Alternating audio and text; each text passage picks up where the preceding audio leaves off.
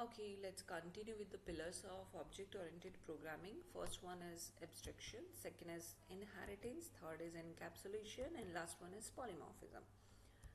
Let's cover abstraction first. What is abstraction in Java?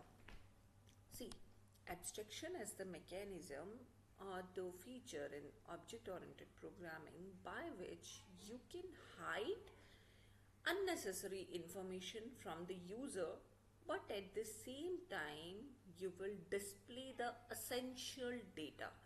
Now focus on this unnecessary term. Unnecessary, this is unnecessary for the user, but at the same time this is necessary for the developer, right? Now essential data like GUI, for example, consider one practical example. If you want to book one ticket and you are surfing some website for that, what happens if you start booking but suddenly some code pop-ups there? Is that okay for you? No. Being a technical user, somehow it is okay up to some extent.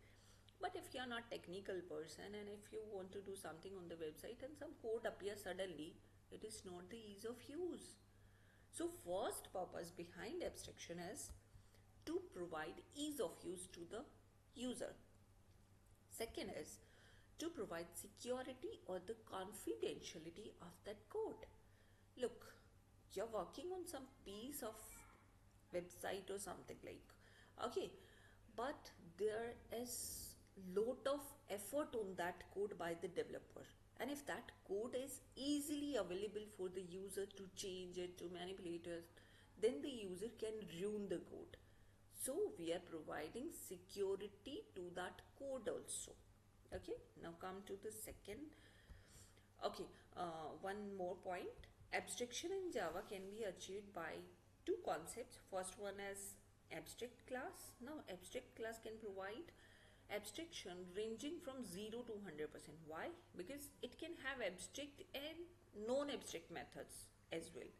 Okay, but in case of interfaces, we cannot have non-abstract methods. Therefore, interfaces provide 100% abstraction. So these are two ways to achieve abstraction in Java. Then come to the next pillar, which is inheritance. See, consider one practical thing. In our practical life, we are inheriting some features from our forefathers, ancestors, like height, eye color, hair, right? So in the same way, if we are having some already existing classes and we want to create some new classes, now these new classes want to use this concept already written in existing class, then we are having two ways there. Either you can write all those lines again in the new class, or you can reuse the existing code. Now reusing the existing code is done by inheritance. You just need to use extends keyword and you can have your newly created class can have access to all the things written in that already existing class. Okay, so that already existing class is your super class or parent class, and the newly created class is your derived class or the subclass or the child class, and this child class inherits properties from the base class. Fine. Now what is the purpose behind inheritance? Reusability. You are reusing that code. Okay, now come to the next pillar, that is polymorphism.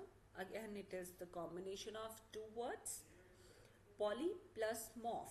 Poly means many, whereas morph means forms. So you can perform the same action in different ways. For example, you want to calculate the area for different shapes. For square, it is having some different definition. For rectangle, some different formula, but the name is area only. So you are calculating area in different ways. Okay, so this is one example of polymorphism for you. There are two types for polymorphism. One is compile time polymorphism. Second is runtime polymorphism. We'll cover these two types in detail in the later videos. Last pillar is encapsulation. See, encapsulation is the wrapping up of data and functions together. I mentioned one thing, that in Java we are mainly focusing on objects rather than the functions. But there must be some